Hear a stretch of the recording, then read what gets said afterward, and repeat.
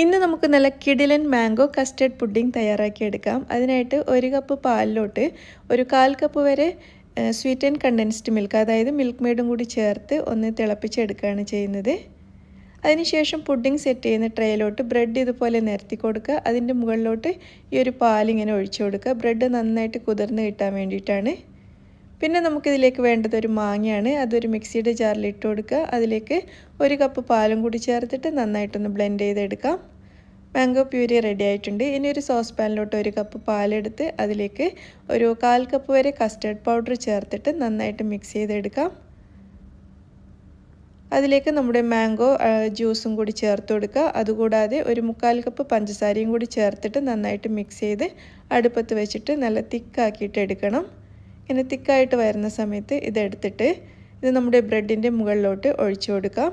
എന്നിട്ട് ഇത് റൂം ടെമ്പറേച്ചറിലായി കഴിയുമ്പോൾ നമുക്ക് ഫ്രിഡ്ജിൽ വെച്ചിട്ടൊന്ന് തണുപ്പിച്ചെടുക്കാം. അതിനുശേഷം 1/2 കപ്പ് വിപ്പിംഗ് ക്രീം എടുത്തിട്ട് നല്ലതുപോലെ ഒന്ന് ബീറ്റ് ചെയ്തെടുക്കാം. നിങ്ങൾക്ക് വേണമെങ്കിൽ വാനില എസൻസ് ചേർക്കാം, ഞാൻ ചേർക്കുന്നില്ല. നന്നായിട്ട് ബീറ്റ് ചെയ്തെടുത്ത നമ്മുടെ വിപ്ഡ് ക്രീം ഈ ഒരു പുഡിങ്ങിൻ്റെ മുകളിലോട്ട് ഇട്ട് കൊടുത്ത് എല്ലാ ഭാഗവും ഒരേപോലെ ഒന്ന് നിരത്തി കൊടുത്ത് ഭംഗിക്ക് വേണ്ടിയിട്ട് കുറച്ച് മാംഗോ ക്രഷും കൂടി ഞാൻ വെച്ച് കൊടുക്കുന്നുണ്ട്. അത് നിർബന്ധമൊന്നുമില്ല, ക്രഷ് അല്ലെങ്കിൽ ജാം അങ്ങനെ എന്തെങ്കിലും വെച്ച് കൊടുക്കാം. പിന്നെ കുറച്ച് ഫ്രഷ് മാംഗോ വെച്ചിട്ടുണ്ട്. പിന്നെ കുറച്ച് പിസ്താഷ്യോ നുറുക്കിയതും കൂടി ഇട്ട് ഒന്ന് ഗാർണിഷ് ചെയ്തിട്ടുണ്ട്. അപ്പോൾ ഇത് ഇനി നമുക്ക് ഫ്രിഡ്ജിൽ വെച്ചിട്ട് ഒരു 3-4 മണിക്കൂർ വരെ ഒന്ന് തണുപ്പിച്ചെടുക്കാം.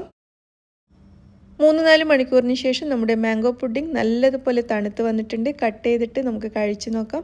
നല്ല സൂപ്പർ ടേസ്റ്റി ആയിട്ടുള്ള പുഡിംഗ് ആണ്. എല്ലാവരും ട്രൈ ചെയ്ത് നോക്കൂ. താങ്ക്